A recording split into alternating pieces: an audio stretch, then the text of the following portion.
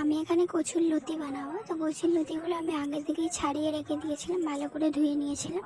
তো আমি এবার এখানে কচুর লতিগুলো সেদ্ধ করে নেবো 2-4 মিনিট। দিয়ে আমি এখানে চিংড়ি মাছটা ভেজে কালো জিরে, সাদা জিরে, শুকনো লঙ্কা দিয়ে ফোড়ন দিয়ে দেবো।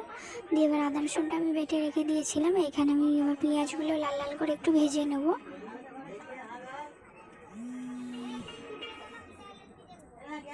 পেঁয়াজগুলো আমার ভাজা হয়ে গেছে।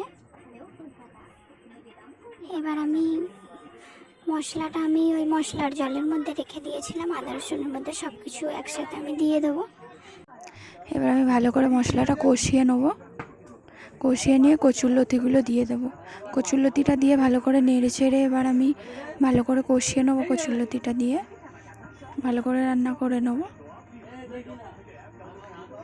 দিয়ে এবার বেশিক্ষণ টাইম লাগবে না, এবার আমি চিংড়ি মাছগুলো দিয়ে দেবো। চিংড়ি মাছগুলো দিয়ে আমি 2-4 মিনিট আর একটু কষিয়ে নিয়ে নামিয়ে দেবো। তো আমি একটু ধনেপাতাও দেবো এর মধ্যে, ধনেপাতা কুচি দেবো নামানোর সময়। আমার ধনেপাতা কুচি দেওয়া হয়ে গেছে, আমার রান্নাও হয়ে গেছে। তো এবার আমি এটাকে নামিয়ে নেবো।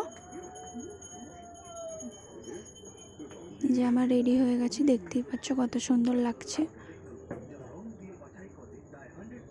দেখো কত সুন্দর লাগছে। আর এইবার এখানে বৃষ্টিও হচ্ছে আমাদের এখানে।